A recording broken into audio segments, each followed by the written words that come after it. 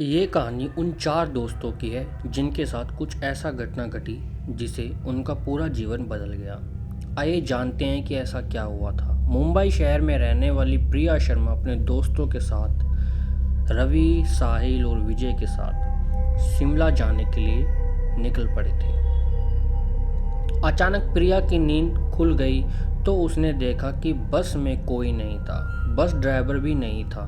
बस अपने आप चल रही थी। उनके सारे दोस्त भी बस में नहीं थे। यह सब देखकर डर के मारी प्रिया जोर जोर से चिल्लाने लगी। अचानक से उसे लगा कि कोई उसके पीछे खड़ा है।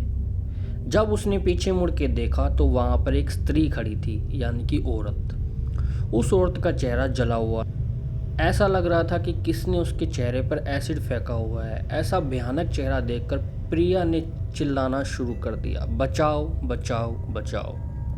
और अचानक प्रिया की नींद उड़ गई। वो एकदम डरी हुई और पसीने से भरी हुई भीगी हुई थी।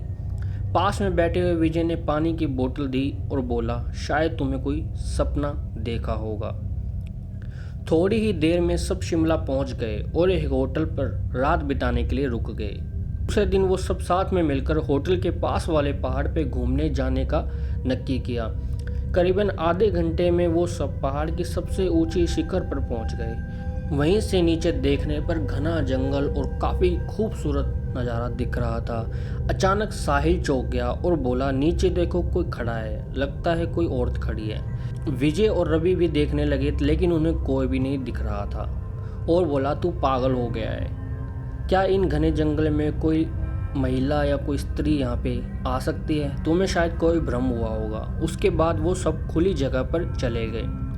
रात होने वाली थी, इसलिए उन सब ने पहाड़ पर ही रुकने का फैसला किया। इसलिए उन सब ने वहाँ पर ही तंबू लगाया और खाने पीने के लिए सामान बाहर निकाला। प्रिया की बैग तंबू के बाहर थी, इसलिए वह लेने के लिए वो बाहर गई तो वहाँ पर उसने किसी की आवाज़ सुनाई दी। प्रिया उस आवाज़ की तरफ अपनी नज़र घुमाती है तो उसे सामने से कुछ 3 आदमी आते हुए दिखाई दे रहे थे। उसने हाथ में धारदार हथियार लिए हुए थे जिसे प्रिया देख के बहुत ज़्यादा डर जाती है और वो दौड़ के तंबू के अंदर आती है। उसने अपने दोस्तों से यह भी बात की लेकिन उसकी बात पर कोई विश्वास नहीं कर रहा था। प्रिया चिल्लाकर बोली, आप सब पागल हो गए हो क्या?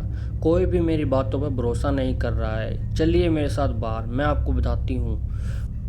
वो सभी बाहर आके टॉर्च से नीचे देखने लगते हैं। उतने में ही उन सभी लोगों को लगता है कि कोई 3 लोग उनकी ओर बढ़ रहे हैं। यह सब देखकर वो सभी डर जाते हैं और तुरंत ही अपना सामान समेटने लग जाते हैं और बड़े से पत्थर के पीछे जाके छुप जाते हैं। थोड़ी देर में वो सब ऊपर आ जाते हैं। प्रिया देख रही है, उनके हाथ पैर और सिर आम आदमी जैसे बिल्कुल भी नहीं थे। वो सब एक जगह पर जाके बैठ जाते हैं और कुछ तंत्र विद्या शुरू कर देते हैं। उनमें से एक आदमी अपना हाथ की उंगली काट देता है लेकिन अंधेरे की वजह से उन्हें कुछ भी ठीक से दिखाई नहीं दे रहा था। अचानक उन चारों ने देखा कि एक औरत आदमियों के बीच में आकर लेट जाती है। कोई नहीं जानता कि आखिरकार वो औरत आई तो आई कहाँ से। प्रिया ने कहा, मुझे तो कुछ समझ नहीं आ रहा है, आखिर ये सब हो क्या रहा है? मुझे बहुत ही ज़्यादा डर लग रहा है।